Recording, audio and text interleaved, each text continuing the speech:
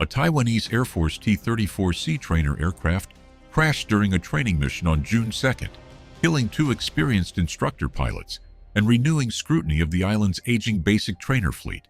The aircraft went down at approximately 8:08 a.m. at Kaohsiung Air Base in Kaohsiung, southern Taiwan, during a simulated engine failure exercise, Taiwan's Air Force said. Lieutenant Colonel Kuo Chun-nan and Lieutenant Colonel Lu Chi-yu, both aboard the aircraft at the time, were killed in the crash. The Air Force stated that the aircraft, bearing tail number 3414, crashed near the northern end of the runway at the Air Force Academy. Authorities confirmed that the cause of the crash remains under investigation, Defense Ministry spokesman Sun Li-fang said. Air Force Commander Chung Jung-fung rushed to the scene immediately following the fatal crash. Defense Minister Wellington Kaohsiung ordered a thorough investigation and instructed the military to provide full support to the families of the deceased pilots. Taiwanese leader William Lai Ching-te expressed condolences to the bereaved families and directed the Defense Ministry to establish a dedicated task force. Local media reports identified both crew members as experienced instructor pilots, placing renewed scrutiny on Taiwan's military flight training framework. The crash occurred during a training exercise simulating an engine failure, a standard emergency procedure routinely taught to trainee pilots. Taiwan's Air Force has not disclosed whether the crew attempted to recover the aircraft before impact or issued distress communications. Public records show the Air Force has recorded at least 13 T-34-related flight safety incidents since the aircraft entered service. Military planners have yet to determine whether a successor aircraft will be developed domestically or procured from overseas suppliers. The ruling Democratic Progressive Party's Legislative Caucus called on June 2nd for a comprehensive review of training procedures. The caucus also demanded scrutiny of maintenance practices and flight safety management systems following the fatal training accident. The main opposition Kuomintang urged the government to establish the cause of the crash and review existing safety protocols. Training procedures, maintenance standards, and broader flight safety measures require urgent examination, the Kuomintang stated. In a statement, the KMT said the armed forces face increasingly demanding missions amid rising geopolitical tensions.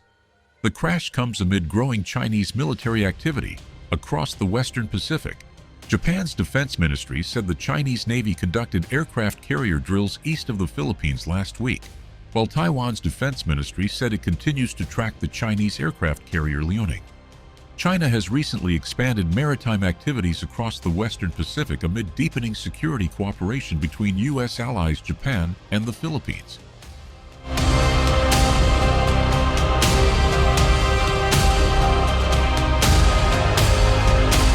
China and the U.S. held what both sides described as candid and constructive exchanges during a Hawaii meeting focused on air and maritime safety. The Chinese Navy stated that both countries agreed that improved communication could reduce miscalculations and strengthen professionalism during military interactions.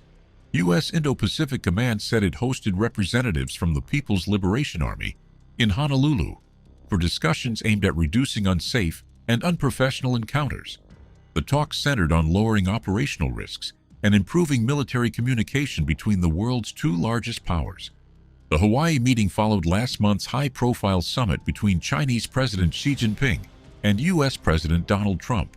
The discussions could ease concerns surrounding military communication after senior Chinese military officials missed the Shangri-La Dialogue Security Forum in Singapore. Xi and Trump agreed during last month's summit to pursue a constructive relationship of strategic stability between China and the U.S.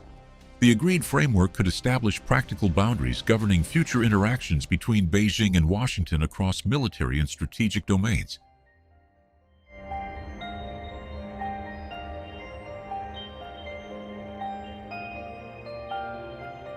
Taiwan's leading military weapons development institute showcased 3 robotic patrol dogs that could eventually be deployed on Taiwan-controlled islands in the disputed South China Sea.